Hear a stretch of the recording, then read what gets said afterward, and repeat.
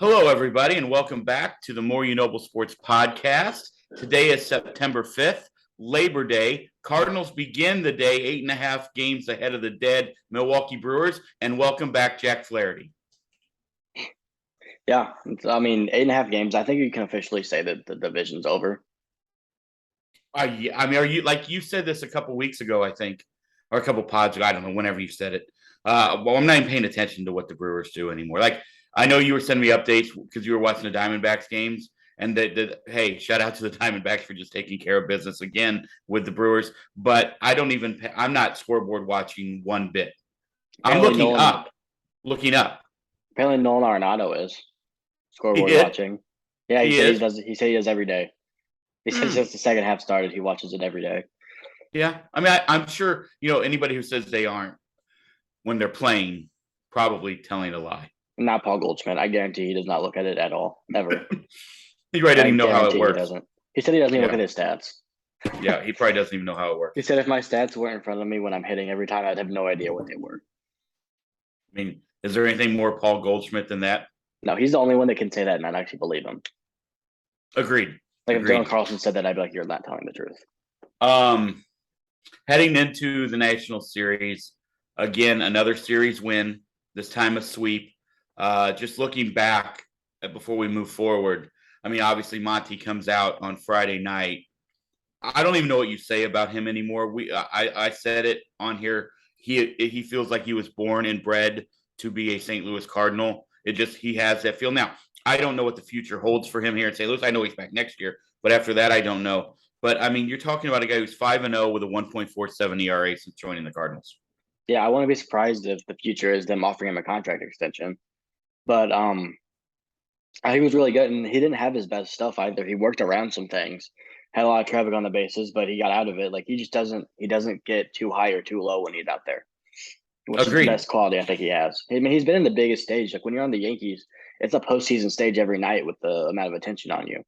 So to be in St. Louis, he's kind of hiding right now. Like, has no worries, I don't think. No, and the offense shows up. You go out, you win 8-0. You come back the next night with 8 more. Even though Waino obviously did not have Waino type stuff, looked out of the chute. He looked pretty good. First 2 outs, and then all of a sudden it just sort of fell apart. Franmil Reyes has hit us very well, it seems like, this year. And then all of a sudden, guess who's sitting there at the number 4 slot? Ian Happ. He's your boy Aramis Ramirez all over again. No, I like Ian Happ. I hate Aramis Ramirez, but. Yeah, he didn't look great, and I think the funniest thing of that was that Yadi went up to Ollie to take him out. I know. He said his stuff's bad. He's not locating. His stuff's not moving. Take him out. And apparently there was some somewhat heated, sarcastic discussion. But I like that Ollie wasn't afraid to take him out. And honestly, it's good because you can spell innings when you can. Like, you don't need Waino to go 7 every game right now. Agreed. Like, you're going to go win anyway, but Waino take 5 innings to get out. Agreed. And you came on here last pod and absolutely buried Yadi. So now he had a great week. And I didn't bury Yadi. Don't say that. I'm kidding. Hey, I don't want that out there. First of all, I don't think anybody believes it. But the double the opposite way was as vintage Yadi as you could get to clear the bases. It didn't even look like he swung all the way. He just guided the bat to it. No, he doesn't. Until he does, and then he normally misses. See, there you go. Yeah, burying him again. It's true. If you see it, when was the last time you saw Yadi take it like a hack and it worked out well? It has been a minute. Yeah, he looked. I don't know. He looked like Yadi. He looked like he was getting big hits when he needed them, and he was guiding the ball. That's what you want him to do. I don't want to see Yadi ever hit a home run again for the Cardinals because that means he's trying to. Right. I don't want him to try to. Yeah. What do you have? 3 hits, 4 hits, 3 hits this weekend. I think 3, maybe 4. And then like I said, Waino gives up the 4 runs, but then again, bullpen comes out, shuts them down, does their job. You walk out Saturday night with an 8-4 victory. Tyler's back hitting bombs over the weekend. Tommy Edman is raking. I don't know. I don't know what else you say. You say because then yesterday happens and the entire world. It's right. It's the script that writes itself, dude. I don't know what to say at this point. You and I came on in March, and I will eat as much crow as you need me to eat. I said, hey, I'm okay with Albert coming here. It does feel like potentially this is just a sell ticket thing, which it was. Let's not argue that. But you and I talked a lot about how let him hit lefties, and we've seen what he's done against lefties. Cubs bring in a lefty. Everybody knows what's coming. Open base at first base, and David Ross says, don't walk him. He didn't want to be the guy that stops Albert Pujols from getting to 700 home runs. I think that was part of what his thinking. And he probably honestly went out to the guy and said, hey, do you want him? And the guy was probably like, yeah. I mean, if you're Hughes or whoever that guy was, and you're like, okay, so either I get him out, and that'd be cool, and we probably still lose this game, or I'm one of the pitchers that gets Albert Pujols to 700 home runs. Like, what's the loss there? You don't lose. Agreed. And he just does it. I mean, the last month and a half has been absolutely a ridiculous thing to watch as a fan. It writes itself almost damn near every night, and at least once a series, it writes itself. And then to deliver. That's the script itself with him coming up, the run, winning run on second, but then to hit a bomb. I almost couldn't believe it when he hit it. I was like, he did it. I don't even know what to say anymore. That's what happened. That's what I said. I was sitting next to Grace. I said, he did it again. Like he just did it again. I don't know what to say. We were up at the ranch and I yelled so loudly. Your mom was not paying attention. I almost gave her a heart attack. It was unreal. I couldn't believe it. Like it wasn't even, I wasn't surprised, but it was just like, he's done this how many times in the last 2 weeks, and he just did it again. He gets one at bat a game sometimes against lefties, and every time, he's probably going to do something. Yeah, exactly. I agree. It might not be that, but it's going to be something.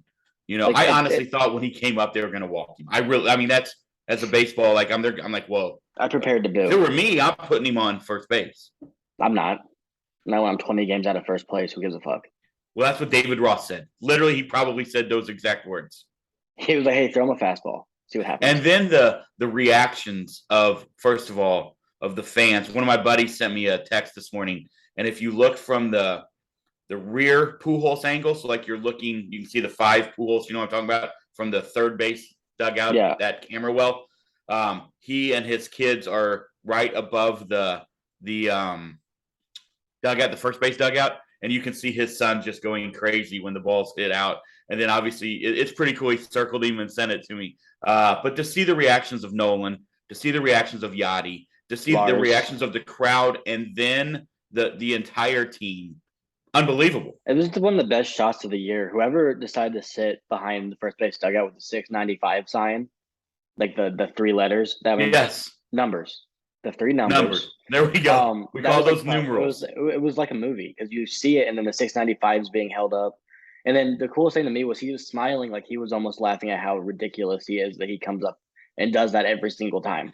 He was smiling the entire time around. He's probably thinking in his head, I did it again. I did it again. Like I tweeted out this. So true. I've been saying this. It's like this. Welcome to the newest Disney Plus reality show. I want it when he gets to 700 because he's getting there. Like Albert doesn't get this close to something and not do it. When is he ever done that? He's going to do it. He needs 5, dude. He could hit 2 today. He's playing with Anibal Sanchez. He could hit 2 today somehow. And he's not. Is he in the lineup? It's a lineup released. Okay. Yeah. All right. I hadn't seen the lineup. I looked earlier and it hadn't been released he's yet. In. Donovan's not, so they're giving him a day off probably. But okay. Yeah, I don't care. I'm glad they put Gorman in, but he's doing it. Like I would bet every single dollar in my bank account that he's going to do it. Would you bet against him? No, I'm going Thursday to the game, and then they're out of town for a while, right? I think they go. Does he face Patrick Corbin? Because that might be 4 home runs. He might get there just off. Honestly, I don't know. I don't know who he faces. No, I think we missed Corbin. What are the odds of that? Yeah, we don't face Patrick Corbin. Well, whatever. Of course, the worst lefty in baseball. Why would we get to face him? 695, 1 away from A-Rod. Obviously, 5 now away from joining just 3 other people at the 700 level. If we came on here in April and said there's no chance, like he has almost 0 shot to play to get to 700, and yet here we sit, Labor Day, September 5th, and you're saying it's done. He's breaking it. I'm not saying it's done, but I would be shocked if he doesn't get there. I think I would too at this point. If he gets let's say in the next 4 weeks, he just hits 3 more. Which is he's on pace to do more than that, what he's been doing. You don't think he's hitting 2 against the Pirates in 7 games in a row against them? Yeah. Like he's going to do it. Let me ask you this. If you're Ollie, right? And the last 3 games are here or the last 3 are at Pittsburgh? I know.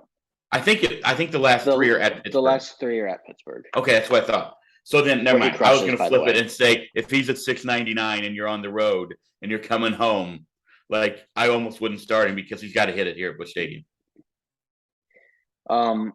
He would be starting every game for me right now until we get to San Diego or Milwaukee, I guess. Until we get to the 2 game against Milwaukee, Okay. he'd start every game against Washington and Pittsburgh. Okay. I can understand that. I'm at that point. Yeah, early in the year, and you and I were both on there. Earlier in the year, we were not happy with him getting the at bats against right-handed batters or right-handed pitchers. My apologies. But now he's had some. It's the guys who throw so hard. It's the Corbin Burns, the guys who Not can really locate. though anymore. Yeah, those Spencer Strider. That's true. That is true. Like it's not. I mean, he's not back to being Albert. He's not, but he's back to being as close to Albert as we've seen since he left. Do you think there's a part in the back of his head that's saying, "I'd like to go after the Babe next year"? No. Okay. You think he's at complete? I don't think he cares. Okay. I'm not saying hitting a 700 is not something that matters to him, but I believe him when he says that he genuinely just cares about trying to help the team win every game. And when it comes like that, that's probably what he wants. I will say, I do think he wants to pass A-Rod. I really do. Well, yeah, but that's already done. He's already going to pass him. Oh, okay. He's at 795, dude. You think he's going to – Albert Pujols is not – He's not. He's at 695. If he were at 795, this would be a different conversation. Sorry, if he was 695. But he's not – Albert Pujols isn't behind A-Rod at anything ever, and he's not going to be at the end of this year. Agreed. Like I said, it's been awesome to watch. And honestly, the lead that got buried yesterday was Miles Michaelis pitched his ass off for 7 innings and was incredible and was vintage Miles. A lot of people on Twitter not cherry picking Miles Michaelis stats yesterday. Yeah. Before we move on to him, you made a great point, and I'll get to him. But I want to go Albert. I want to add one more thing. Coming into this year, Albert had a 99.5 WAR. He had been trending downwards the last 5 years, getting negative WAR each year. He has a 1.4 WAR. He's over 100 for his career now. 100.9. Where does it? Do you have that in front of you? Where does that rank all time? Do you have the all time? I don't know how I'm going to find that. That's right. And I don't know if it'd be up. Baseball Reference has it set up on there, but it's okay. Yeah, don't worry about it. I mean, I don't know. Top 20, probably, right? Top what's 10 what's position the players, best maybe? we saw? Babe 139. Babe and Barry. Barry's the best. Okay. Yeah. I'm just saying to get. I mean, that's incredible. Absolutely. He has an 874 OPS this year. Yeah, and that's against everybody. That's not even far off his career pace. Miles, we don't have to spend a lot of time on Miles. We know. Look, there were people after the outing in Cincinnati saying, "Oh, I don't even know if he's going to be one of your top 3 starters." Like, what have you been watching all year? That's what I want to know. That makes you go to a phone and type that. I don't know. I mean, Miles Michaelis is a really, really solid pitcher, but he's not Jacob deGrom. He's not going to be great every time out. No, like he's not. And he's been great in moments where you need to be great. He saved the bullpen. He's had a great year. He still has an ERA under 3.5, which is fantastic. If you would have told me that before the year, like that, I would have been all in on it. And if you exclude, the clunker in Colorado, which I know you can't because it's about averages, but if you do, then I mean he has like almost a sub-3. Like he's been great. I mean, did it surprise anybody that he went out there and dominated the Cubs? No. I wasn't surprised at all. It was vintage Miles too. Like I was watching a game, he's dotting spots, he's getting ground balls, he's getting pop-ups when he needs them. He was doing everything. Like it was what we had seen the majority of the year, outside of 2 or 3 or 4 hiccups through the entire season. There's part of me that really wishes they would have kept a 6-man rotation. Yeah, I want to get to that in a minute, but yeah, I agree. That's kind of wild.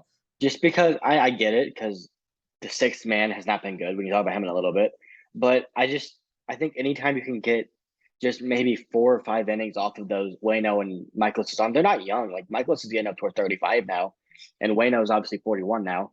Like I think that's a positive. You need those guys ready for playoffs. And these games, like against the Cubs and the Washington Nationals, well, yeah, you want to win all of them.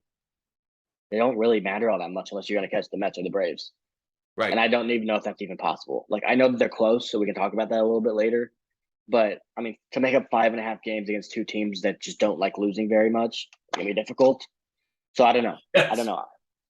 It's gonna be very difficult. A couple other things. Was really, really excited for the Hells Bells entrance yesterday. Bally Sports didn't show it. Evidently, it didn't happen. That doesn't need to be a night thing. Let's get this thing rolling. He deserves it. One, and the crowd. Could you imagine? Hold on. Could you imagine after Albert goes tank and puts him up 2-0, and then you get the out, and then hair starts health. That place might have imploded. Oh, I think the thing that they're doing is a light thing where it like flashes on and off, like you saw Felix Batista's entrance. Yes. Yeah, I almost said Yeah. Jose Batista. Um, but you can't That's really the do bat that flip guy and the guy that Odor. So, you're kind of in the same. Now, Odor's with the Orioles. You were in the 7 You degrees of stepped on my separation. point. Can I finish it? You can't really do that in the middle of the day. It doesn't like work. You won't see it. So I get it. You still should have like an intro video and stuff. I don't know if they did or Yes. not, but damn it. Sorry, the Orioles are not coming in the clutch. I really want them to win today. They're not doing it. Yeah, I thought we'd talk about them a little bit later too. So let's get to a couple things before we get to the week series with Nationals. We don't need to spend a lot of time on this, but there are a couple things I would like to talk about. We've gone, I don't know how long we've gone here without saying Nolan Arenado Player of the Month for the month of August. Cardinals were 21-7 in August. Nolan Player of the Month for the second time this year. They said, I mean, God, if Goldie wasn't, I don't know, an alien, like Nolan would be winning the MVP, his first ever. He's been so good. It's like I don't know, like I didn't even realize he's been so good for so long that I wasn't even thinking about Player of the Month. I know. I was like, this is Nolan. Like, is this special? Like, is he gonna win Player of the Month? I don't know. But I mean, he had 9 homers, like 25 RBIs or 28 RBIs or something. Like he's just, I don't know. We talk about him every show. He had 29 RBIs. Goldie had 27. So 56 between the two of them And in the month of August. And then you add in the Nolan. I didn't go through. I was actually going to try and sit down and go through this, but I didn't. The plays that he's made just in the month of August defensively, that has to be over 10. That you're like, wow, what just happened? And it's well, how many times has Goldie won? Goldie's won it once this year, and so 3 months. He won it in May. Yeah, it was in May. I couldn't remember when it was. Yeah, Goldie struggled a little bit the last. Goldie struggled a little bit the last 7 days. Nobody's concerned. Well, he had a homer 2 days ago. I'm just saying though, if you look at his struggling. overall numbers for the last 7 days, he's hitting like 170. Yeah, I don't care. No, agreed.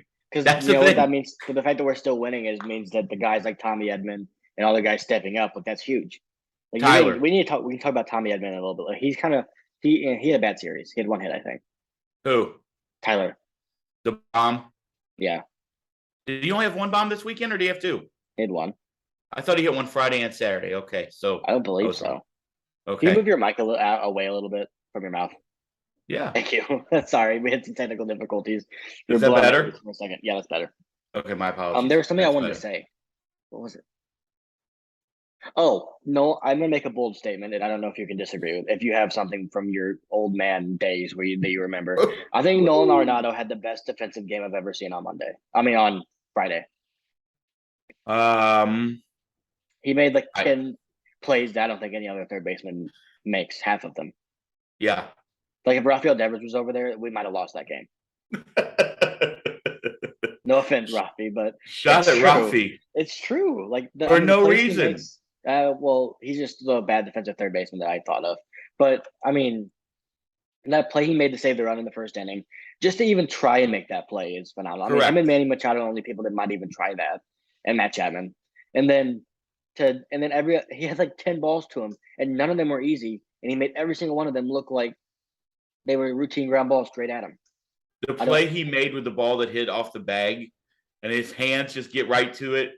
He's in foul territory, makes an absolute perfect throw. I said, we've talked about it ad nauseum on here. I'm out of adjectives. I'm out of adjectives to describe his defense. I'm out of adjectives to describe what Paul Goldschmidt has done this year, and I am completely out of adjectives to describe what we've seen with Albert. Like, as someone who speaks in hyperboles quite a bit, I can only use amazing, awesome, incredible, fantastic, extraordinary. So I don't know what else to say. You want to know what's crazy about what you just said?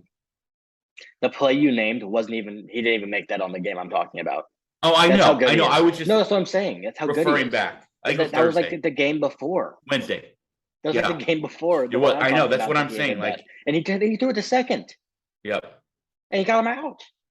I don't know. I have nothing to say. He's the best player maybe I've ever seen in a Cardinal uniform, other than Albert. Like, is there anyone close to him? I know Goldie's having a great year, but what he does, I just don't.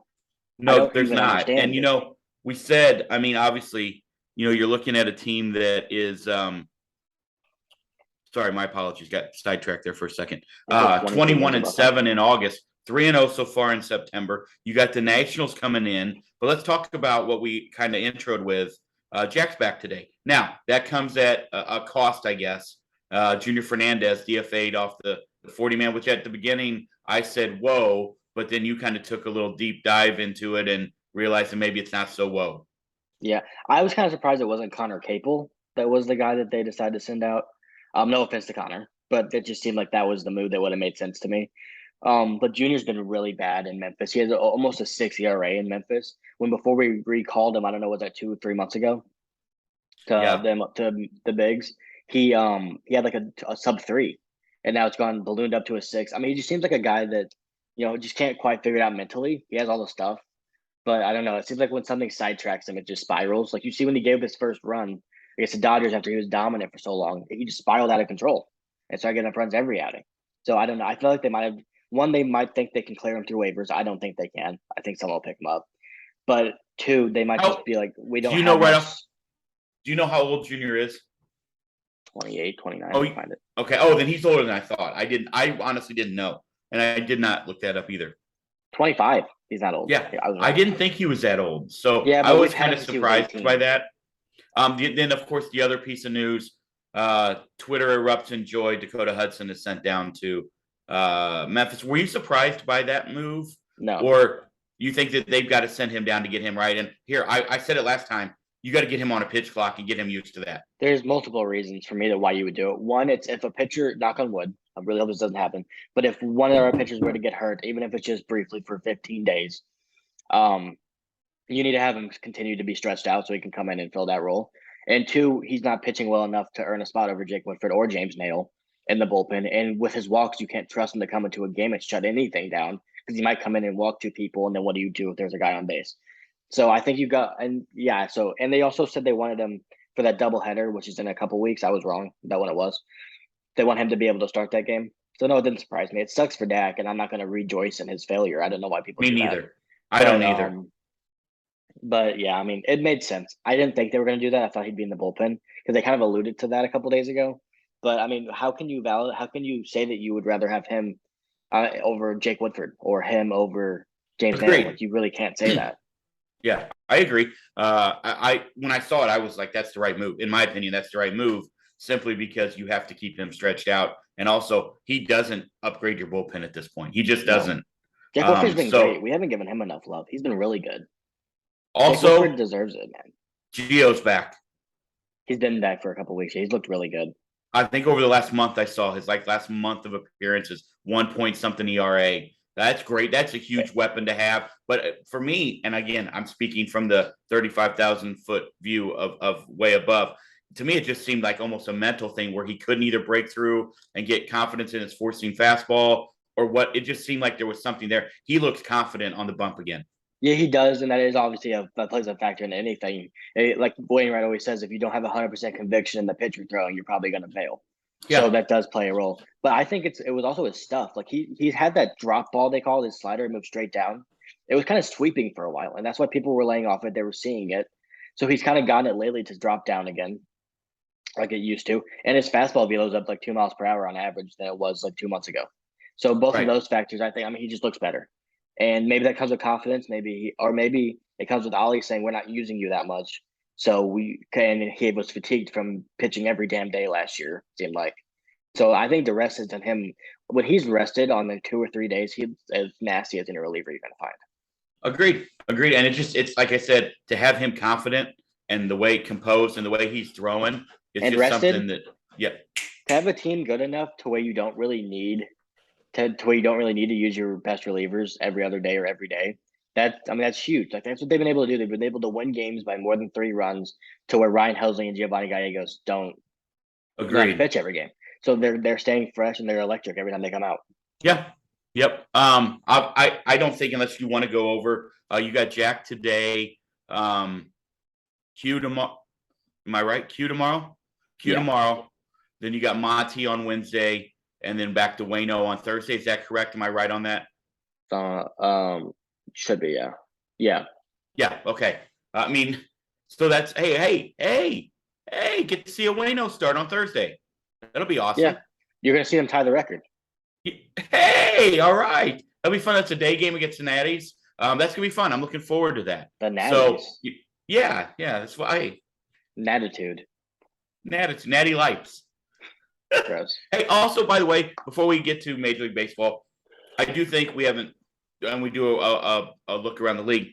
Joey Meneses, that's what a cool story. Like, so cool for him to come up and have the success that he has had for the Nationals. I mean, you're talking about a guy who's played in almost every league in just about, it seems like, every country. That's pretty awesome for him to get the call and do what he's doing. Obviously, I know we're not to them yet, but the Nationals are here, so figured we'd get that out there. He has the most hits ever through his first 25 games with the Nationals in their history.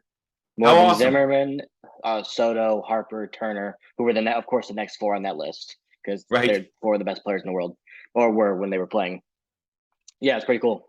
I mean, yeah, he's killing it. I mean, he played with Trevor Plouffe, so he was talking about him. It makes you wonder how a guy like that never gets a chance if he's gonna come up and be this good. It's so. I mean, we've seen it. Like we've talked about Alec Burleson, we've seen it with other guys. It just seems like there's always something that if you get it in your mind, or there's something that you always think you need to work on, somebody else is coming along. Organizations are wild, man. They're wild. I know, but you just think that guy should get like a chance somewhere to be in the big leagues. He made his debut, and now he's killing it. No one saw anything in him. Like, I don't get that. I don't get how people. I agree. I don't want to throw any players under the bus, so I won't say that. But there are people that come up that aren't going to be a factor in your team or aren't going to be very good, and you know that because you see their minor league stats and you know that they're not very good. So how does a guy that's raked his whole career in the minor leagues not get a chance? I don't understand that. Before we get to the More You Noble Sports podcast, St. Louis Cardinals Spotlight Player of the Week. That's a little much. Doesn't that rolls right off your tongue? We could just call it Player of the Week, and then I think we'll stick to that. Player of the series. Player of the series. Okay, that sounds better because we do it after every. I thought we were doing a week. No, I'm doing a series. We did one last. We did one last series. You moved those goalposts, dude. Did you do one? You did one on Thursday? So why would we now call it a week when it's only Monday? I didn't do one on Thursday. I did it last Monday for the week before. No, you did it on Nolan for Thursday. Why on Monday. One now. No, you're just making up things That's as we go. That's not true. You're lying. Okay. Here, one last thing before we get to that. We're only 5.5 games behind the Mets for the second. And like you said, and you talked about this earlier, it's going to be hard for those two teams to go on a sustained losing streak for the Cardinals to get there. But they might not have to go on a sustained losing streak. The way the Cardinals are playing, and if you look, 2 games against the Brewers, you got Padres don't really honestly scare me right now. Yeah, you go to LA. That's always tough. Outside of that, the month of September for us is set up for us to have, I mean, we won 21 games in August. We could surpass that easily in September. And if that do, it's going to be tough. I mean, it is. I mean, you go to San Diego, to LA, and then to Milwaukee. That's a tough road trip. Agreed. But outside of those 3 series, I mean, would you be surprised if in those 8 they went 4-4? I wouldn't. No, but I would honestly I'd be more surprised if they were under 500 those 8 games than over 500. The way they're playing right now. That makes sense. That's what I'm saying. That's kind of where I'm going with this. Like, I wouldn't be shocked if they went 5-3 in those 8 games. I wouldn't be surprised if they went 6-2, to be honest. So my point is, like, it might not be that the Mets need a sustained losing streak. If you just play at the pace you've been playing, a normal streak for the Mets, you might still have a shot. You want to hear what stops me from believing in? This is the only thing. If it was just the Mets, I would agree that probably we have a chance. That we had to hop 2 teams because you had to pass the Braves too. Right. If you pass the Mets and the Braves are playing well, the Braves will also pass the Mets, and then you have to pass them. So that's the only thing that would hold me back from it. If it was just the Mets, I would say there's a chance. And I still think there is a chance, but you have to have the Braves and the Mets losing. That's hard to do. I think if the Mets lose and you win, yeah, you gain a game on them. But then the Braves might have also just gained a game on them. So you really didn't gain anything. I understand. But you did because if there's 2 teams to beat, you gained it on one of them. But I get it, but you know what I mean? Here's the thing. If I'm Ollie, I think because of the big lead in the Central, you have to say this is what we're going after. Because you don't want a team, we've seen it so many times, who gets a little complacent. I'm not saying the Cardinals are going to do that. I'm just saying you've seen it, where they get complacent and they're not playing what you would call meaningful baseball in September to get you ready for October. I think you have to treat, nice catch, I think you have to treat every night as if we are still going after something. Do you know what I mean? And I don't just mean the playoffs. I mean for the regular season. Yeah, and I think that is important. And I think we talked about this last time. I told you I think they'd make it a conversation. I don't know if they're going to end up doing it. It's a conversation now. 5.5 games is a conversation. Agreed. If the Brewers were 5.5 games behind the Cardinals and playing like the Cardinals are right now, I wouldn't feel comfortable with the lead. So that's 4 weeks left, man. That's a game and a half a week. I think the Mets and the Braves are so focused on each other. The Cardinals could pass them, and they would have no idea what just happened. Like, honestly, I don't think they're concerned about it at all. Like, probably not even thinking about it. I know Mets fans aren't thinking about it because they've been so comfortably in that spot all year long. Here's the thing. Cardinals have – how many games do they have left? 79 to 55, go. So that's 134, so 38. So they have 38 games left. To get to 100 28. wins. 28, okay. Sorry. So I believe the Mets are probably going to get to 100 wins. Cardinals have to go 21-7 again to get to 100 wins. Can they do it? Like, if they can do that, then I believe that they can get there. They do not hold the tiebreaker against either. They don't.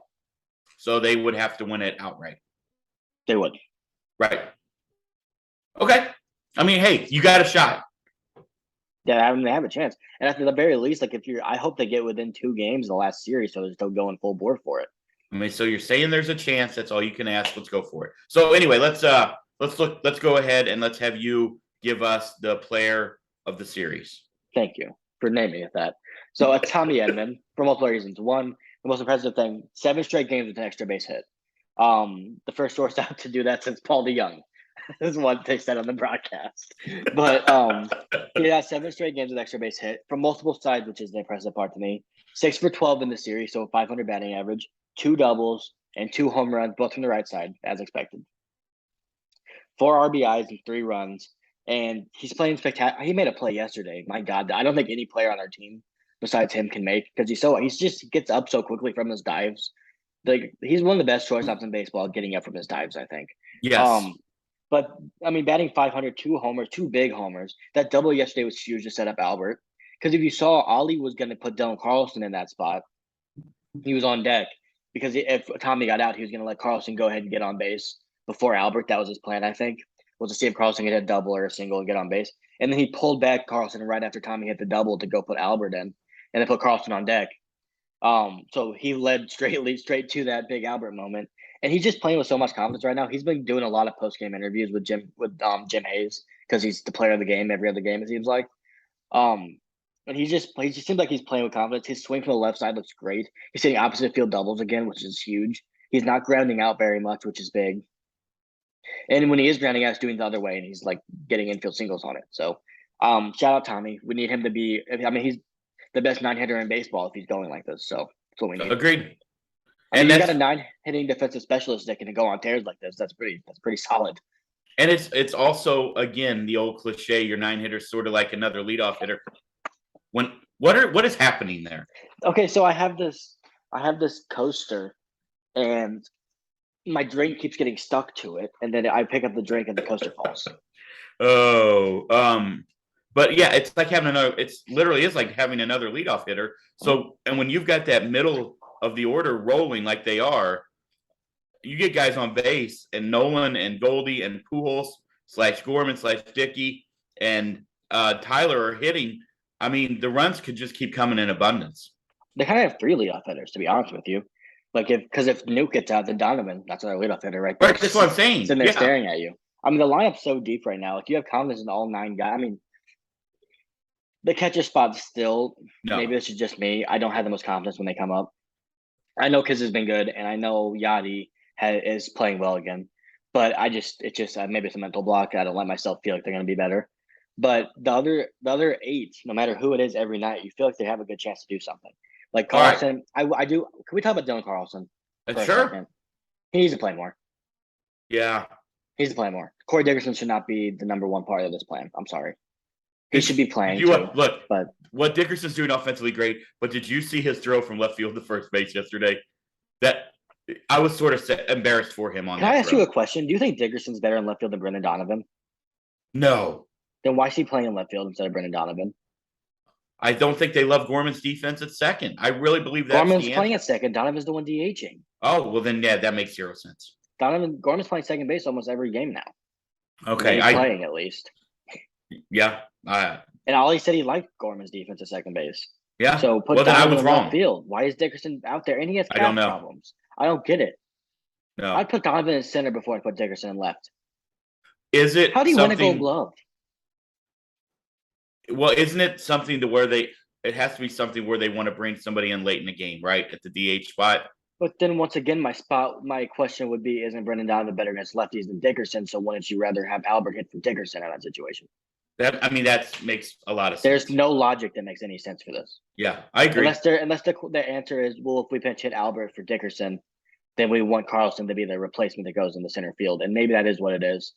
Because they don't take Donovan out of the game in that situation. So that could be what it is. I'm sure he has some reason that he wants to be able to use Carlson or Deluzio. Were you a little bit surprised that the last game Carlson played right field and Deluzio played center? I was. That they liked Deluzio's defense that much more in center field? Yeah. Or was it maybe a comfort thing for his first game to get him where he normally plays? Could be comfort, could be arm. Who knows? I don't know. Like, there was a reason. Yeah. Carlson has the best arm on our team. I don't think it's which is why you move Carlson to right field. That's what I'm saying. Like, yeah, but I don't buy into that because the longest throw you make is from center most of the time. Well, not from left to third. It's not. Right to third. Ian Happ talked about this. He said on a single to the center fielder where a guy's trying to score from second base, you almost never see anyone get thrown out because that's the longest throw you're going to make from center. Oh, I agree. Yeah, because you're deeper to start. Yeah, you're way deeper, and it's a different angle. So, yeah, I mean, the throw obviously from right field to third base is the longest one anyone will make, but that's rare that even happens. Yeah. So, I don't know. That's just my thought. I think Carlson needs to play more.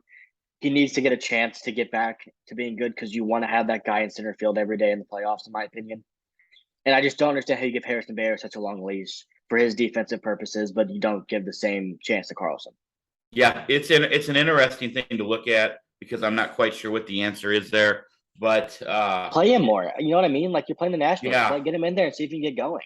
If he's become a platoon player. He's gone from we're not trading you for Juan Soto. Please don't be to a platoon player. No, I'm not saying no. What I'm saying is I don't like it. Like I wish he played more. They didn't not trade him because of this season. They didn't trade him for I agree. 6 seasons. I completely agree with that. I'm just saying it's odd. It is, and I get it. Corey Dickerson deserves to play. He's earned that. I'm not going to say he hasn't.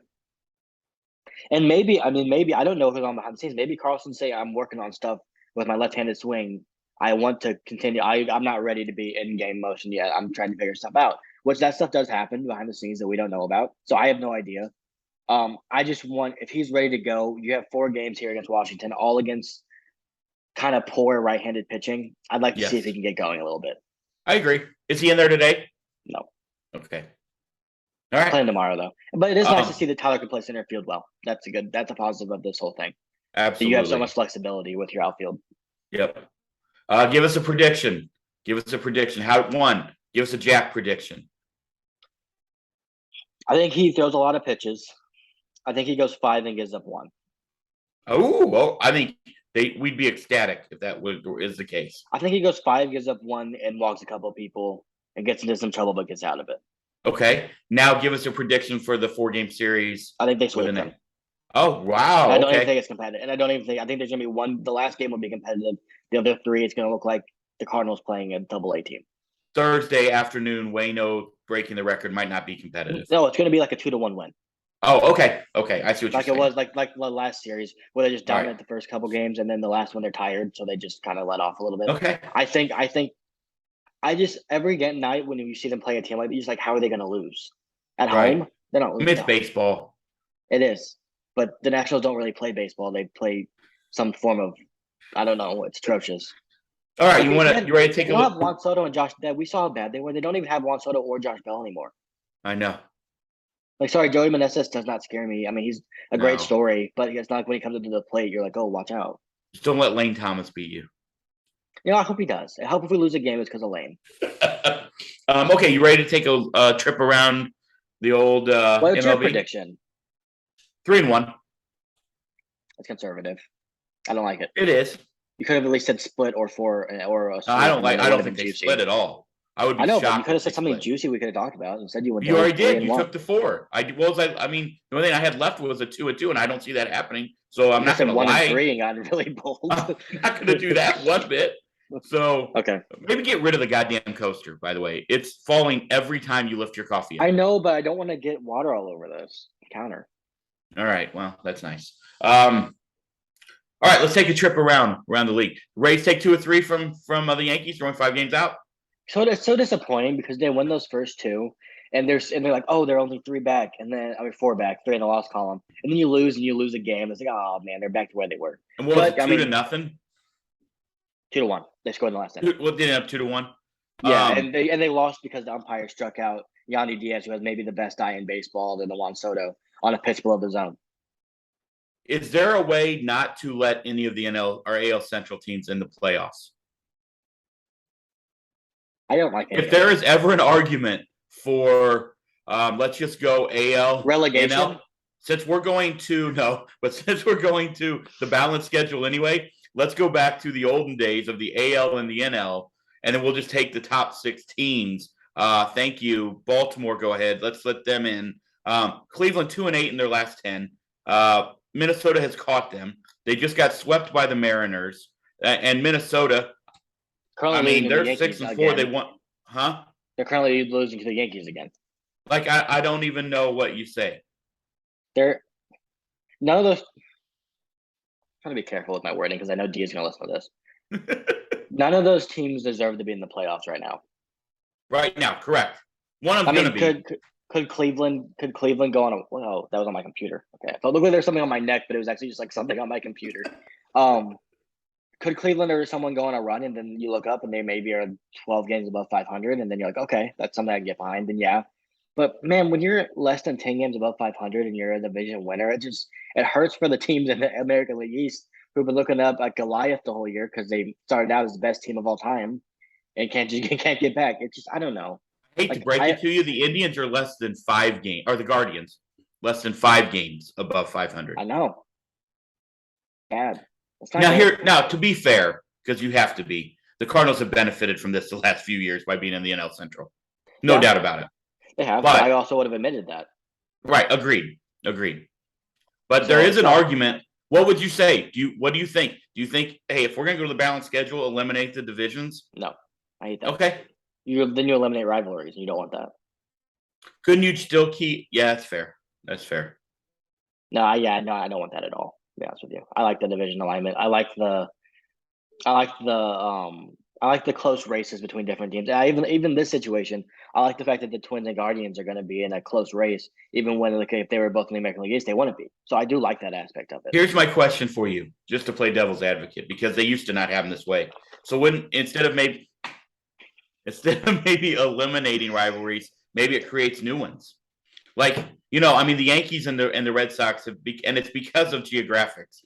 They're going to be rivals no matter if they're in the same division or not. Like, that's just going to be. Yeah, but they'll play each other less if there's no division. So then the rivalry doesn't get on showcase as much. But do you need the Pirates and the Reds playing each other 13 times a year? No, but you want the Red Sox and the Yankees doing it.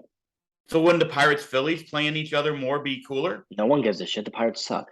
People in Pennsylvania probably do. No, they don't, because they know the Phillies are going to win. I'm just saying. I don't know. Mets, Yankees? Like, wouldn't that create? Well, that's a different conversation because Pittsburgh should be in the East, and I don't know why they're in the Central. That's a different conversation entirely. Right. They're in Pennsylvania. But, no, I don't like that. I don't like that at all. Because here's the thing, Dad. You look at it. We can talk about the Guardians not being the best team. The team with the worst record out of any team that made the playoffs last year won the World Series. Which city is farther east, Pennsylvania or Pittsburgh or Cincinnati? I would think Pennsylvania is farther east than Ohio, right? Isn't it? Because I think that Pittsburgh's southwest Pennsylvania, and isn't Cincinnati southeast Ohio? I don't know the answer to that. I don't either. And I'm not going to look it up either. The Houston Astros are somehow in the West. Yeah. Don't know what that's about. Yeah. The Dallas Cowboys are in the NFC East, so I don't know. I guess I guess we can talk about the Guardians and that fact, but the Braves did win the World Series last year with 88 wins. I agree. Yeah, I'm just saying it just seems it's just so wild that no team wants to take it over. And here are the White Sox only 2 games back. They're going to end up winning. They're going to end up winning the division. I don't think so. Just because I don't think there's any storyline working in their favor. They've got a corpse in in office. Oh, by the way, I hope Tony's okay. That was kind of a poorly timed joke. I forgot he was ill before I Yeah, said that. right. Jeez. But I honestly had forgotten that happened. But I just don't like the vibe around their team. It's so boring. They're not good at anything. What are they good at? What's their identity? No, They can't hit, they they don't can't have one. field, they can't Yeah, pitch. What are they good at? right. Their And best Dylan pitcher is Johnny Cease, man, Cueto and Dylan Cease. Dylan almost gets to no hitter. That would have been so cool. Gets into another one, getting It's in the the ninth. mustaches. But they're 4-6 in their last 10. They don't want to win it either. I Cease and don't know. Michael both have great mustaches, both lost it with 2 outs in the ninth. I think it's a connection. But I Well, don't know. I I mean, Dylan mean, Cease, man, that guy's been incredible. What a year he's having. yeah, He should be. I mean, I think he might be the Cy Young favorite right now. he might Like, win it. He might win him it. and Verlander, right? Yeah, and it And depends if McClanahan's Verlander comes next. back. He's coming back. Yeah, I'm just saying to get enough, I don't know. Right now, I think it's Back and get 2 Verlander, more starts. but I think Dylan Cease is right there with him. If Dylan Cease makes every scheduled start and doesn't miss a game, that has to play a factor in my eyes. But that's as valuable as you can be on the field if I you're agree. out there every 5 days. Since you brought that up, you want to talk a little bit before we get to the power rankings and a few other things about the one thing I think we haven't given enough spotlight on outside of individual mentions is the Rookie of the Year race, especially in the American League. I was just taking a look at some numbers, and what Stephen Kwan has done. I think we've been guilty of not giving him enough love. Seems like that dude gets a hit. I love Stephen Kwan. Yeah, I'm just saying. I feel like we haven't talked about him as much as we could have. But if you look at the race, man, it's pretty interesting what's going on with those three. It's Julio Rodriguez, and it's not close to me. Okay. His impact on the team alone would make me want to vote for him, and his stats are better than everyone else's. Yeah, I mean, I think it's hard to argue with. He did miss a lot of time. I mean, not a lot, but he missed time. What Adley Rutschman has done, although he's kind of tailed off a little bit. Stephen Kwan right there. But Bobby Witt Jr. 3.9 WAR for Adley. That's incredible. Yeah, what's Witt? Do you have it right in front of you? I can pull it up. Bobby Witt Jr. I love Bobby Witt Jr. By the way, he's almost fun to watch. 22 years old. God, fuck him. I know. He's got this race isn't really that close. What's Kwan's? Kwan's 3.39? Bobby's got a 0.8, so he's out of the race. Kwan's got a 3.9. Yeah. But my favorite stat's OPS. You know that about me. Julio Rodriguez has almost one more win above replacement. He's a 4.8 than Kwan, and he's got an 809 OPS, which is better than anyone else's in this race. Yeah, and I he's agree. Got a higher WAR than I agree. Else. I think it's an interesting conversation because they're all very talented and very good young players that are very meaningful for their individual, for their respective teams. But I think Julio Rodriguez has just brought it to another level. And I hope we're talking about these guys for the next 15 years. We will be. Yeah. And I really brought it up because Witt 2020 joins J-Rod for 2020. First time, and I'm going to give you, maybe you know it because maybe you heard it. This is only the second time it's ever happened that 2 rookies were 2020. Can you tell me who the other 2 were? Can you give me a time frame, like a decade at least? Yeah, it would have been the 90s. The 90s. Griffey came up in what, 88? 88, 89, yeah. So it wasn't be him. In the same year, you're saying? Same year, 2020. If you get this. Are these notable players? Big high five. Are these notable players? Like very notable players? For the 90s, they were. Not Hall of Fame, nowhere near like Hall of Famers. All right, this is taking too long. I have no idea. Andrew Jones. Ellis Burks and Devon White. Okay. Yeah, I would never got that. There's no way I was getting that. I would have guessed Andrew Jones did it. I wouldn't have gotten it either, to be fair. Like, no way. No. I mean, that's a deep. But I think that's pretty cool. You got those 2 guys in. Obviously, J-Rod was your preseason pick to win Rookie of the Year. Looks like that looks pretty good. Mine was Bobby Witt Jr. Not as good, but still, 2020 with the Royals in your rookie season, he's only, in my opinion, he's only going to get better. Should the Royals throw a bag at him already, or has he not earned that yet? Do what? Should the Royals just throw him a bag already, or has he not earned it? Yeah, I think so. Like, what would you give him? Would you give him the J-Rod deal of 200 guaranteed, can get up to 450? I don't know. What you think the Royals do that? I don't know. No, but I think they should. Yeah, I agree. I mean, I have a hard time believing Bobby Witt doesn't become a star, don't you? Just all of his tools and his flair. It just seems like he's going to become a star. Witt is the 5th player in the Royals history. This was cool too. I read this. And the youngest in franchise history for 2020. So that's pretty cool. The 5th player ever to do it? In the Royals, for the Royals. I don't even know who else would have done it. Bo. Yeah, Bo. probably multiple times. Did George Brett ever do it? No. He never stole 20 bases. What about Low Kane? I don't know if he ever hit 20 bombs with them. Alex Gordon? That was when I was thinking too, but he wasn't really a fast or a power hitter. Frank So I White? don't know. I don't think Frank White ever. I don't know if Frank White ever hit 20 home runs, so I don't know that answer. Alex Gordon never hit 20 home runs one time, and he only stole. I think that's where's the stolen base stat. Yeah. Well, we don't 10 have bases. to look Yeah, at it. he never did it. So I don't know. Alex Gordon, that's a blast in the past. I loved Alex Gordon. Yeah. Yeah, I don't know. I mean, Bobby Wood's really good. I like him a lot. I really like Steve McQuan. That guy, man, talk about a guy you want behind you. He lays it all on the line every single play. That guy is fearless. He runs into walls. He jumps into netting.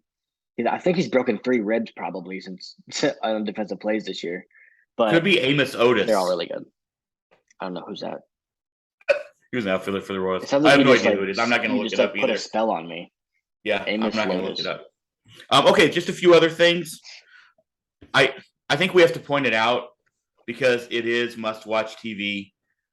But what O'Neal Cruz, like the bombs that he hits and the balls that he hits, but the fact is he's hitting like 204 with an under 700 OPS. He's at like an 80 OPS plus, and I mean he has a 1 WAR. But when he hit, like again, he's young. He's what? Is O'Neal 21? 22? Yeah, 20 or 21. I mean, what's he have? The top 10 exit velos for the Pirates. For the Pirates. Mm-hmm. That ball he hit the other night was that. I mean, it was unbelievable. The one he hit yesterday and then he broke the record at 122. I mean, is he going to be the shortstop, Giancarlo Stanton? I don't know what to think. He's so young, he's so raw. You can see the potential there, but you can also see right now, good pitching is just carving him up. And but again, we're young, raw. I don't know. I don't know. I don't know what happens with Brian Hayes. You haven't heard much about him. I know he's great defensively. He hasn't been very good offensively this year. I just don't know. These guys, especially in Pittsburgh, I have no expectations. I know I love to watch him hit. I would love to watch him take batting practice. And he kills the Brewers, which is fun. I don't know. I think with O'Neal Cruz, his ceiling is something we've probably never seen. If from a shortstop, his ceiling could be the most talented shortstop to ever live, and then his floor could be someone that we never hear from in 2 years. You know what I mean? Like that's his. But right now, like the things he does on the field, it's just like he does something amazing every night. He'll throw it 102 from the. And then I was watching him. I only seen his highlights, to be honest with you, because I don't watch Pirates games. But they were playing the Brewers, so I watched them. He got a ground ball straight to him, and he just threw it into the dugout. And then he struck out on like 3 fastballs down the middle. I was like, okay, so this is the bad part of O'Neal Cruz. But yes, I mean, when he's performing, it's a spectacle. So I don't know. I mean, I think I don't know what he's gonna do. Like I have no idea. No, I don't think anybody. I don't think the Pirates know. He could come out and have a 40-40 season next season. That's the talent the guy has. So and be a great defensive shortstop. So I don't know, but I'm excited to see where it goes. I mean, it does seem like when you're 6'7", that gives you there's a lot of holes in that strike zone. Tell it to Aaron Judge. Well, that was a very good segue because I was just going to say right after that, and you stole it from me, which is good. That's good journalism again. Judge now it's staying on the ground, and that really just hurt my finger. Judge now is 53 jacks with a month to go. He's breaking. Incredible. He's breaking Roger Maris's record. And all those John Heyman boomer type people. No, it's not the record. Barry has the record. He's king. So stop. No, I'm talking about the Yankee record. No, I know. I'm saying I'm segueing before I talk Don't about call me a boomer. I'm not talking to you. I'm talking about I said John Heyman specifically. Not the record. The record's 73 and Barry owns it and he will forever own it. Agreed. But he could break the American League record. We can talk about that. That's awesome. 61, like obviously Roger Maris, incredible season, 61 home runs. The fact that he was never intentionally walked in that season is even cooler to me. When you hit in front of Mickey Mantle. The players that were in that lineup, man. But Aaron Judge is an incredible baseball player. I watch him and I just cannot believe how good he is because he's so tall and his swing is so compact and he's almost like a cheat code because he's so tall and so strong that he doesn't need to swing hard, so he has no holes in his swing. He swings one-handed, he doesn't need to and then he hits the ball 500 feet. He had a ball to a place in the Trop that I've never seen a ball go before. I saw that. And the other thing that I don't think Judge, and I shouldn't say this because I'm sure there's somebody out there giving him a lot of credit for this, but I feel like that he doesn't get a lot. He has great plate coverage for a guy that big, and I know you can say, well, he's got the long arms. He should. Yes, he should. That's not always the case with a guy that big. Giancarlo Stanton, he doesn't do the same. Agreed. And all he has to do is, especially when you're playing at Yankee Stadium, is just get to the ball on the outside part. It's gonna go. Then also the thing is, he doesn't really hit cheapies there either. Like his balls go out of everywhere. 1074 OPS, Dad. My God, we're talking 8.2 WAR. He's having such a good year. He's gonna win the MVP. The thing that's been really impressive to me: 146 strikeouts is a lot. Don't get me wrong, but when he came up, his biggest bugaboo was that he was striking out 200 times in 150 games. He's cut that down so much that he's been 299. I mean, he's batting 299 with a 401 OBP. Like the guy, he's incredible. Agreed. Like I said, I think he's going to win the MVP. I will stick by the fact that I believe Ohtani's the MVP because of what he does is such a unicorn and such an anomaly. But I still believe that when it's said and done, Aaron Judge is going to win the MVP. And I'm not mad at him for it. I just believe, like, I'm not trying to take anything away. That's the last thing we ever do here. But what Ohtani's done is so bizarre. But the fact that the poor fucking Angels can't win, and Judge with the Yankees, what they've done, especially with that amazing beginning. Then you lost Rizzo, you lost Stanton. Judge is going to have 60-plus home runs in New York. He's going to win the MVP. And shout out to him for it. The way I've been saying it is I would vote for Shohei Ohtani, but if Aaron Judge wins it, I don't have any issues with it at all. Agreed.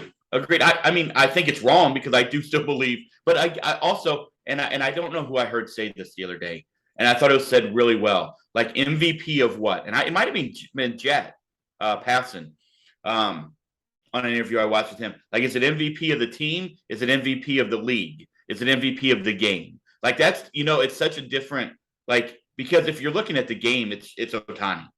If you're looking at the league and the team, then it's Aaron Judge. Now, if they don't win the division, it's not. All right. So we're going to put the caveat on if the Rays pass the Yankees, Ohtani wins MVP.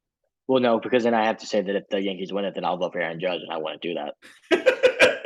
All right. And that's the thing. Anything else I'm a big Aaron Judge fan. I do have this to say. Yeah. Last year in the American League, Vlad Guerrero Jr., Shohei Ohtani, and Marcus Semien were the top three AL MVP vote getters. None of the three were in the playoffs. Bryce Harper won the MVP in other league. Wasn't in the playoffs. And Tatis was second. Wasn't in the playoffs. Why do we care now? Right. We just pick and choose because he's a Yankee? Padres were in the playoffs last year. No, they weren't. We knocked them out. They died. They were under 500. Who did we lose to in the wild card game? Oh, Dodgers. You're right. That was 2 years ago. 2 years ago, we lost to the Padres. My apologies. Yeah, that was when. That's on me. Yeah, that's on me. So I'm just saying, why do we pick and choose now? I don't understand. Yeah. Well, Andre Dawson won it on a last place team. Yeah, it should be the best player in the world. Like, would you take any of those MVPs away from Barry when he was on the Giants, but they weren't making the playoffs? Would you take him away from Mike Trout? I wouldn't. Miggy was in the playoffs those years. Well, he also had a triple crown. So. He was also in the playoffs. Yeah, I mean, you kind of got that. All right. Anything you want to talk about around the old MLB this week in baseball? Twib notes. I don't want to step on the toes of any of the power ranking stuff, so not really yet. Okay. I'll mention some of the stuff I want to talk about. I think I'll mention during the power rankings because I think a lot of it pertains to I think we're at a point now where the stuff that really matters are it's dwindling down the number of things that I care to talk about because I don't really care to talk about Royals and athletics. Like, agreed. I don't.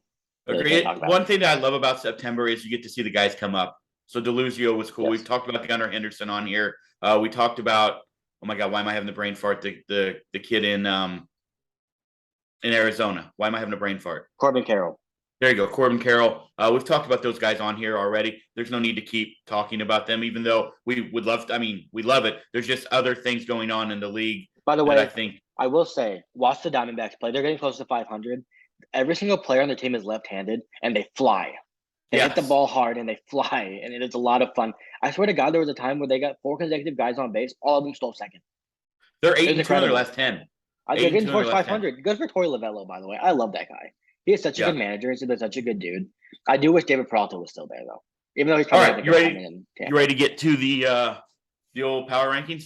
and then we'll get out of here. Cardinals play here soon. So an hour. I'm not going to lie. I didn't want to put anybody at number 10 because I don't really like any of these teams right now because I think that they're all underperforming. But to kick it off, and they were your number 10 last week, the Padres are at number 10. Yeah. It only feels like they have to be. Like, I don't know what to do with them. I mean, they are 6-4 in their last 10. It feels like it's 2 steps up, 1 step back for the Padres. I just think that's who they are right now. Here's the thing. The last week was what they swept the Giants good.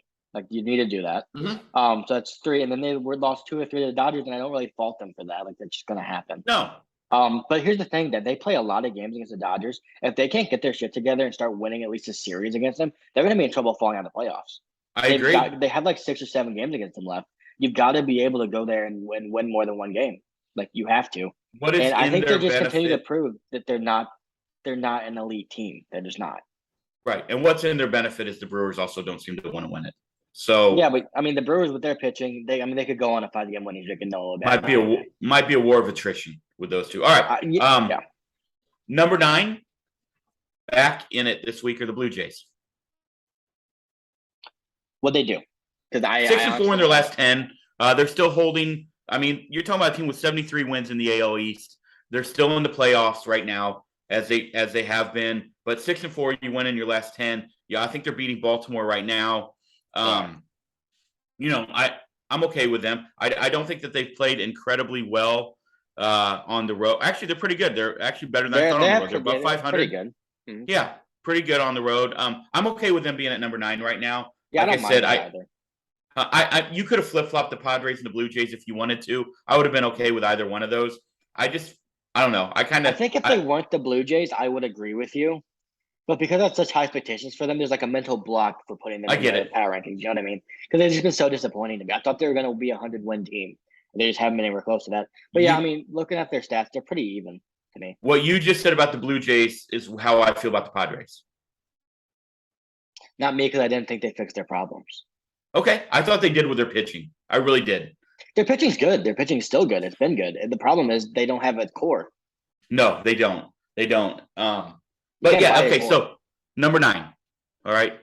Number 9, Blue Jays. Oh goodness, I just had an absolute brain fart. Yeah, at number 8, sorry. At number 8 are the Rays.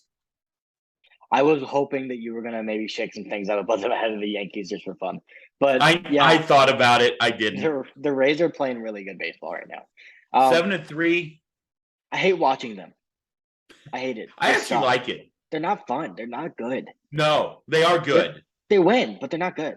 You know what I mean? You watch them. I don't know what you mean. They're good. No one they have hits the ball hard. It's like they luck into an error. They limit the mistakes they make so much that when anyone else makes a mistake, they win. Have you heard anything on McClanahan? No, God, I love Shane McClanahan. I hope he's okay. I feel they've said it's an impingement, which you can fast track a rehab for that. If you have the right doctors, which the Rays have really good medical staff, they always have. He's from Baltimore, by the way. Didn't know that. Nope, didn't either. He'll be back. I think he's on the 15-day IL. I'm gonna say that I think he'll be back when that time's up. Okay. So when the 15 days are up, I think he'll be back. The guy that we haven't talked about, and we've talked about Rasmussen, we've talked about obviously McClanahan, we've talked about a lot of guys, but Jeffrey Springs has been incredible for them. And I don't really get it either. He's a funky lefty, but he only throws like 92. But man, his fastball has to play up. He has to be deceptive. I like Jeffrey Springs. Did you know that the 2.6 ERA for nothing? The Red Sox just like gave him to the Rays. I know. 2.6 ERA for them. And like you said, he is a funky lefty. He throws strikes. He gets a lot of strikeouts. He gets more swings and misses than I think he should. He throws pretty hard, does walk a few too many guys, but he's young. I mean, I feel like that was another great steal for them. Yeah. Along with Paredes, right, who is also playing great for them. That's what I think when you look at them, you're like, man, how are they doing this? Like when I say when you watch them, you don't think that they're good. They just know how to maximize every player's value. And that's the best thing you can say about a team that doesn't have the budget of the Dodgers. Like they maximize every single person on that team. They find a way to maximize what they can do. And that's what they've been doing, and that's why they win. So such a credit to the entire philosophy. One, also obviously to their manager. I mean, massive fans. He's awesome. Massive fans of Kevin Cash. But also to the players. Like you got to get 26 guys to buy in to that philosophy. And it doesn't matter who the 26 are, it seems like. they all buy in. Here's the thing: they go after guys like Jose Siri. They go after guys like Isaac Paredes, guys that are kind of like they have a lot of talent, but they're throwaways from other organizations. So they really Randy don't have any choice but Rosarina. to go buy in. Randy, right? I mean, Randy's he's one of their he's like a staple in the organization now. Like Brandon yeah, Lau's like the only player there that I look at and I'm like, that's an all-star. You know what I mean? right. Well, outside of their pitchers. Yeah, outside of their pitchers. Yeah, Outside of right. McClanahan. Okay, you ready? You ready to finish? That was number 8. Number 7, the Yankees. They dropped to 7. I don't like the Yankees. Their team, I'm gonna be honest with you, their team, like you know how people go through lulls, you're like they're gonna get out of it. They're not. Their team's not good. I'm gonna give you mad props here. I always joke about you always patting yourself on the back, but you have been saying this to me since May. It didn't make any sense. Look at their lineup. No, you were, but the funny thing was, here was funny was every day you would tell me this, and then I would turn on MLB Network, and it was like they were the polar opposites. Like this was the 27 Yankees, and then you look through the stats, and you're like, no. But yet that was the narrative being run out there in May and June about the New York Yankees was this ridiculous lineup. It hasn't been. Josh Donaldson hasn't been great. Rizzo was great. He hasn't been too great since he came back. Stanton's been hurt. DJ LeMahieu, I love DJ LeMahieu. I've been a fan of his forever, but he's not putting up DJ numbers. IKF, he has 1 home run. DJ doesn't have an extra base hit in his last 40 at bats. You're getting almost zero production from the catcher spot as far as offense goes. That's not true. Trevino's really good. I like him a lot. I forgot. Okay, that's okay. He's fine. He's one of their best hitters. But I like him. They still don't have Harrison Bader back. He's still not back. You know the biggest problem that they called up. I watch a lot of Talking Yanks because I'm a big fan of John Boy and Jake. Same. They called up Oswaldo Cabrera and Oswald Peraza, 2 of their top prospects, and they're not playing them. They seem to just be like dead set on playing Isaiah Connor-Falefa and Josh Donaldson and whomever and right Aaron Hicks, and you're not playing them. They're like, it's weird. And I know you can't rely on 2 rookies to come up and save your season, but look at what they've done for the Cardinals. I was gonna say.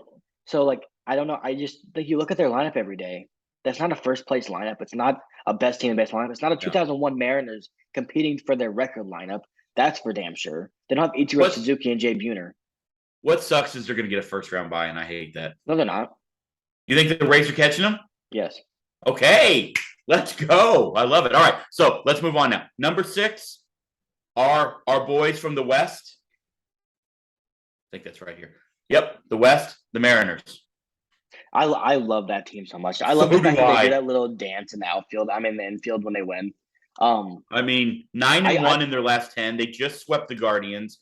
That I am a massive fan of that rotation. A guy that I don't think we've talked about, and I feel we've brought him up, but George Kirby has been fantastic. Logan Gilbert at the back end of that rotation. You're talking about a guy who potentially could be a top 3 starter on that end there. You've got Robbie Ray.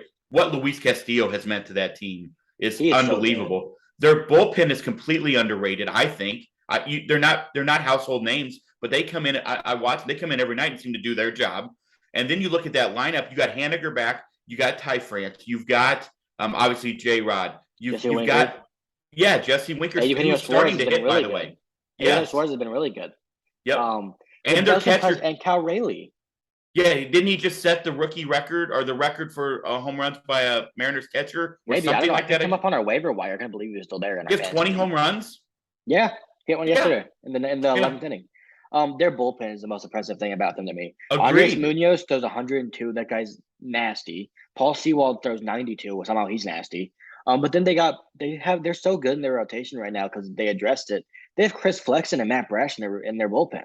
I know. That's a formula. Those are guys that can stretch on the playoffs. They're not a team that anyone wants to see in a 3-game playoff. No one wants to see them. Absolutely not.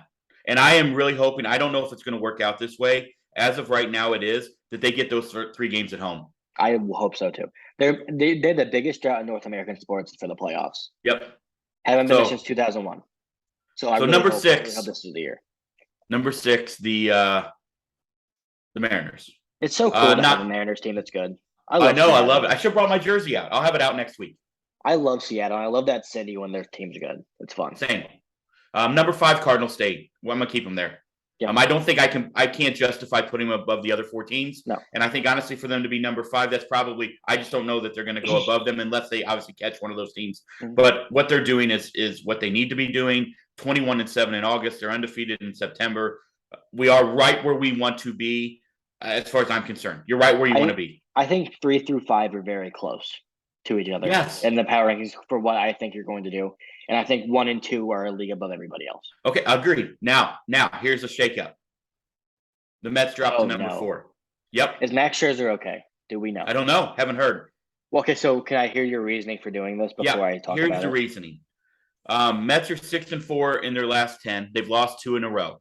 The Braves are 7-3, and they've won 5 in a row. And I just feel like right now, that Braves rotation has taken that is the team. If you look, I saw a tweet today, and in fact, let me pull it up because I think I retweeted it, and it just literally to me sums up the fact that I almost wanted to put the Braves even higher, but I obviously couldn't justify that because, like you said.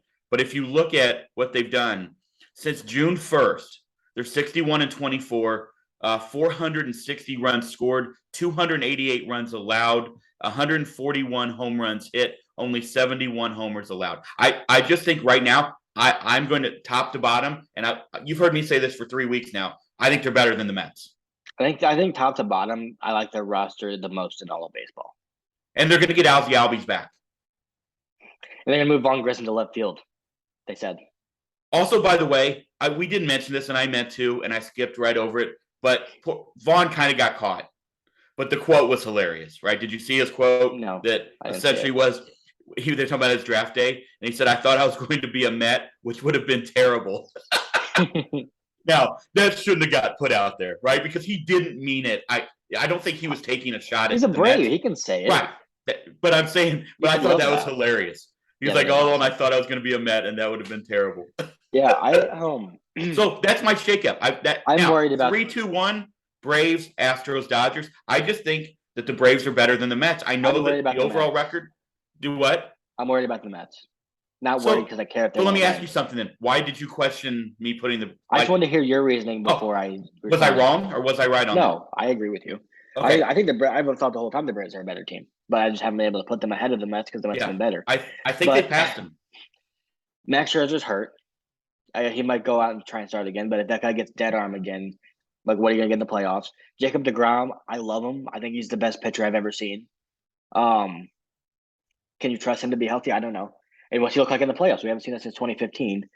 But also, Pete Alonso stopped hitting completely. He's not doing anything productive right now. Lindor's good, but he's not. You're a 3-hitter in a good lineup, right? Can we agree on that? Brandon Nimmo's a great baseball player. Can I say something? Somebody pointed this out. Yeah, go ahead. Tommy Edman has had a better year than Francisco Lindor. Yeah. Well, I don't know if you can say that. I really don't. I don't know if you can say that. Lindor's had a really good year.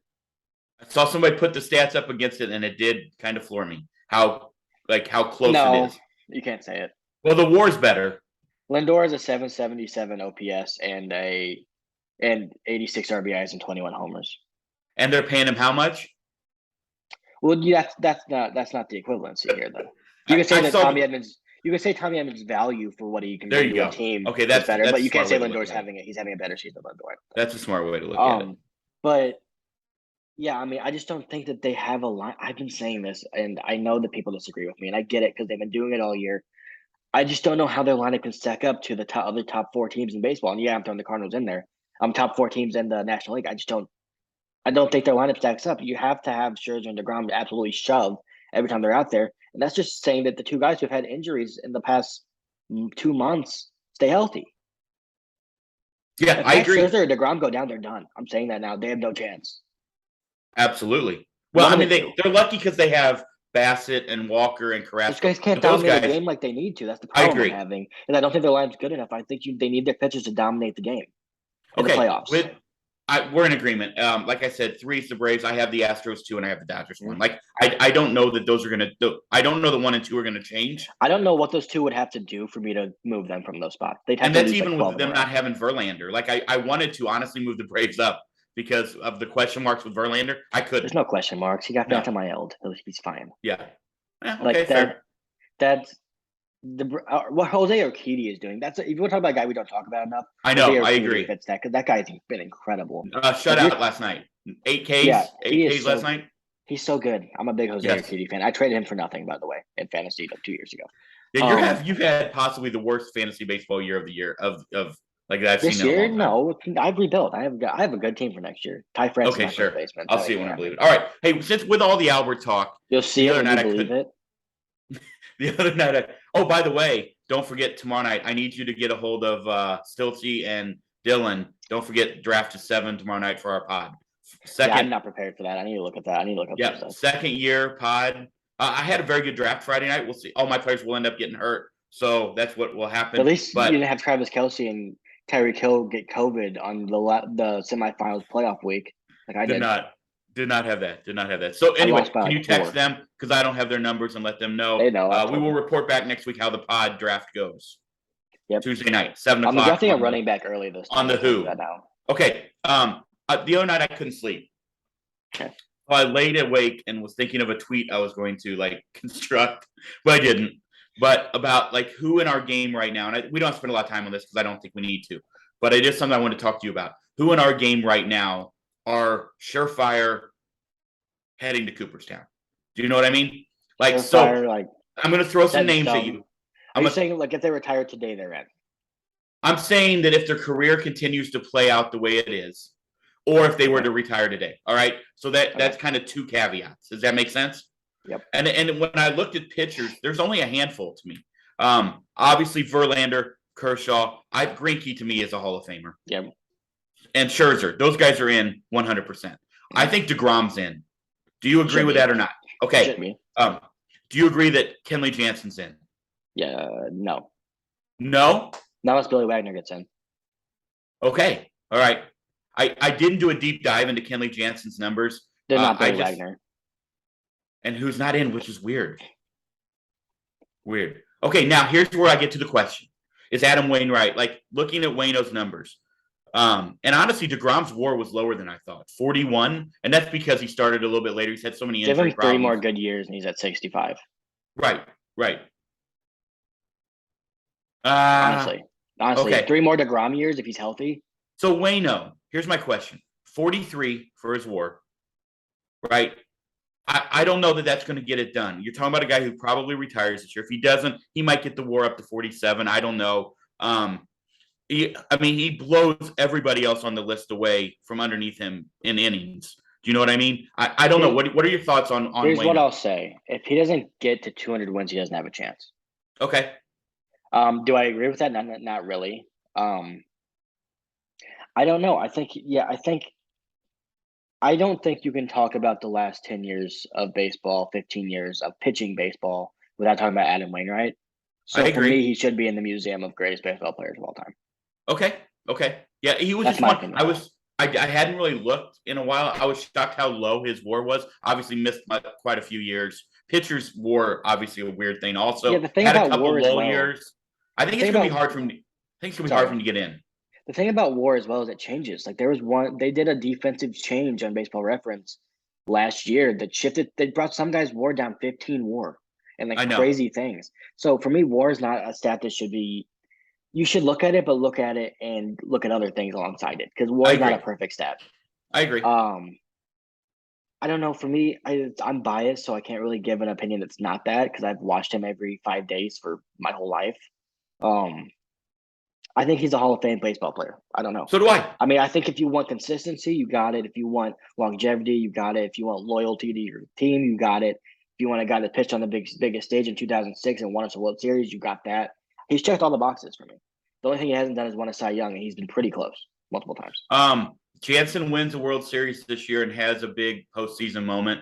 You think it helps his chances, or do you just think it's going to be really hard for him to get in? I think he's a Hall of Famer, but I don't think he'll get in. Okay. I think he should be a Hall of Famer. So do I. That's where I was kind of going with that. Craig Kimbrell should also be a Hall of Famer. You didn't say him, but Craig Kimbrell should be in the Hall of Fame. That I was going to get to him. Yeah, only a 21 WAR, but again, I don't care. It's a relief pitcher. I agree. So he was going to be next on my list as and that you've seen. I'm intrigued to see what Mo's WAR is. Who? Mo. Yeah, I don't know. Probably 56. My God. Yeah. God, he was good. Yeah. Now he did it for a long time. But yes, I mean, Kimbrel's only 21, dude. I don't think I think Jansen gets in before Kimbrel. Wow, 4-3. Orioles just hit a bomb. I don't know. I don't think so. I think Kimbrel's stats are better for his career. Any other pitchers you see?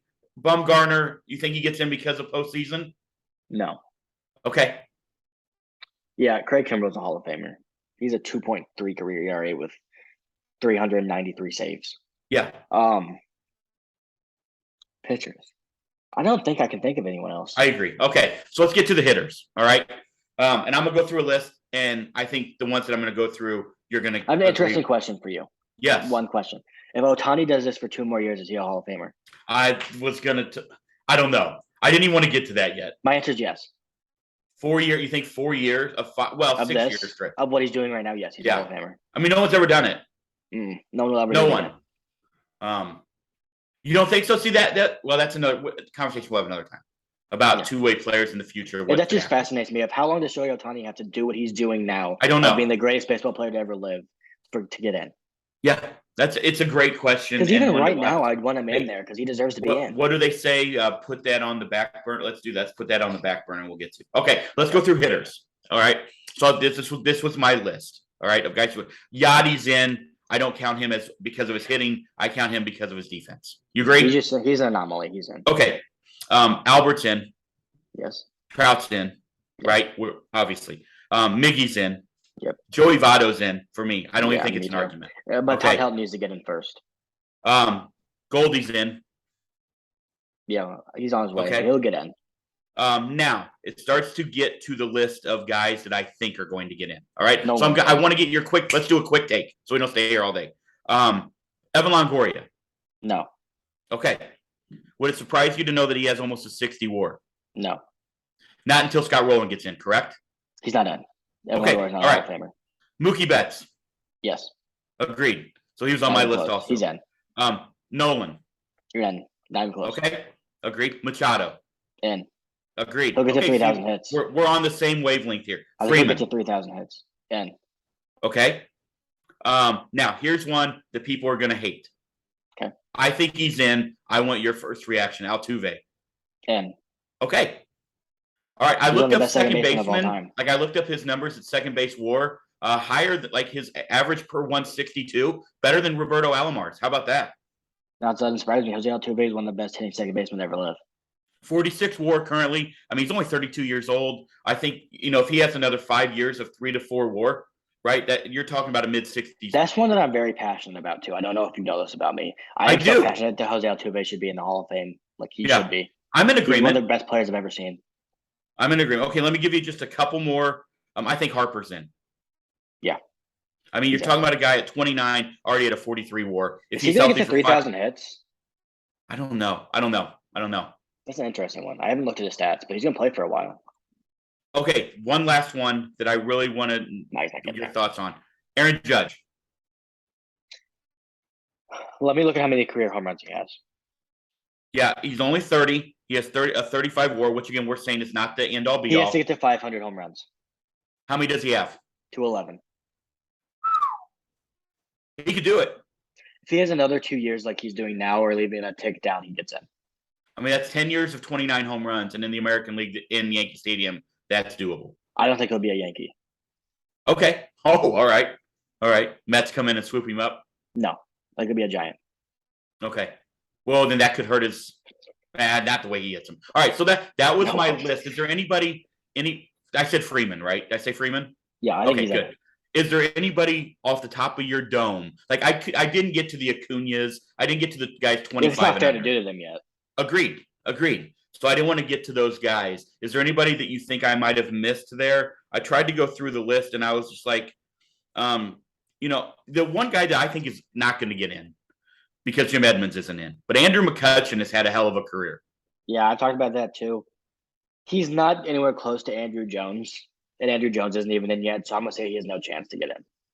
You know what I mean? Did Andrew Jones not just get – no, he's on the – he's going to I hope he gets in. He really should be in. But I'm just saying, I don't think he's – if those guys have so much trouble getting in, then I just don't think Andrew McCutchen can be in. You know what I mean? Because that's what Andrew Jones was. Third on the list of active WAR, by the way, is Robinson Cano, but you have to discount him. He would have been in, but he's not going to be in now. Yep. Yeah. Okay. So good. That was cool. I just kind of I didn't want to spend a lot of time on that. I just kind of wanted your first takes. These were guys I was thinking about. Is there anybody else right now that comes to your mind before we get out of here? The only guy I want to mention because I would be, it's hard to be in the. It's obviously being in the Hall of Fame very rare. The hardest thing you can do in a sport. I would be shocked if Juan Soto does not end up being a Hall of Fame. I like I said, I You just know what I didn't talk mean? about Like the guy that's just a guy. 25 and under. He's just so good that he Yeah. just comes straight to my head. I don't know what it Yeah. is about him. Like he's I just get so it. good. Yep. I just didn't want to, like I said, 20. I mean, yeah, his numbers are obviously on the way. That's just somebody I didn't want to. Yeah. I didn't get to those guys. No. Honestly, I don't think I no. got to anybody under 27. No. All right. Even you didn't get to 29. anyone I who was think Harper might have 27. been the youngest. I think And Harper might have been the youngest. Harper's 30, isn't he? 29. He's only 29 still. Dude, he might get to 900 home runs. What is this? So Ridiculous. all right. Anyway, couple things I want to go. Anything else you need to do before I go through a couple and we get out of here? So I want to go watch the Cardinal game before we go to your grandma's. No, I'm good. All right. Two things. Just a reminder, we brought this up last time.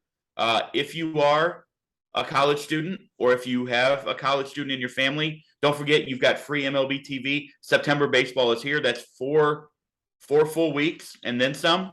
Almost 5 full weeks. 5 weeks. Of 5 full weeks of baseball. And I think they also are extending that all the way through the winter, which means you can go back and you can watch old games. You get all that content on MLB TV. I think all you need is a college email, which every college kid has. Yes. So take advantage of it. That's, like I said, it's an awesome thing. Plus, it gives you the opportunity to watch those West Coast games that you don't always get to see. The Mariners, obviously the Dodgers, the Padres, those teams are running out there. But it also allows you those early games with the East Coast to get to see the Orioles, the Blue Jays, the Red Sox, who, by the way, Red Sox have won 5 in a row. Doesn't matter. They made up half a game. No, you also get to get like you get it on your phone. Like right now, the whole time I've been watching the Orioles Blue Jays game. So you just nice down that. All so right. I don't have to listen to him all the time. I can watch this sometimes. And second, tomorrow we start. Put it in front of your face. You can't even see it when you do that. Can you see it now? You go. Yeah. Here we go. We start our first giveaway, and I will have that out on Twitter. Hopefully, Caleb will get up in time before he goes and starts pounding and housing high noons since it's Tuesday. Thursday. Well, whatever. I figure if it ended in Y, you were probably heading there, so yeah, maybe. I didn't know. But either way, it'll be up tomorrow. Here's what I think we settled in on, and I will put this up. I will put a picture of it up on our Twitter page. I will also have it on our Facebook. But what we're going to ask is that you follow us on Twitter, retweet the tweet, and then take a picture of our YouTube page with your subscription, which, by the way, is free. And boom, you're in. Okay, sounds good. How long do you think we should run this for? A couple weeks? A week? I don't know. I've never done this before. I don't know. Let's figure it out after the show. Okay. Well, we're gonna run it for a minute. So You've got a little bit of time. It'll be in the tweet. The tweet will say how long. Yes. Boom. We'll have it up for this week. Pretty excited about it. And then in 2 weeks, we've got another one. Yep. All 1982 Cardinal related. Yep. All right. So before we get out of here, once again, you can find us on Twitter at @more_noble, at Caleb Noble 08. I've been trying to retweet as many of your things as possible so that they're all right there on our page also, so that people can go to both, and then boom, they can follow us both and have it in both places in a pretty organized manner. I don't know. I'm retired. What else do I have to do? 2, you can find us on Facebook, the More You Noble Sports Podcast. Please go. Obviously, if you're watching this, please go to YouTube when you're there. We are getting way more views than hey, shout out to us on this. A lot of views on YouTube. When you're there, just click that subscription tab. We would greatly appreciate it. It helps us. It helps us for ads. It helps us for revenue. It's a button. It's not a tab. It's a button. Whatever it is. It's paying for Caleb's college. Whatever, right? It's free. It's not paying for my college. It's free. No, I'm saying the ads. Okay. Yeah, it'll help. Right? Don't try to discount what we're doing here. Let's wrap it up. Pay attention to Twitter for that. You guys are awesome. Have an amazing, if you're watching this tonight, hopefully you had an amazing Labor Day. Hopefully you're celebrating a Cardinals win. Get out this week. Go see the Cardinals. Go see Albert. Go see everything. The weather looks unbelievable here in St. Louis. Y'all are the best. Everybody stay safe. Take care of each other. Be kind. We'll talk to you soon. Cheers.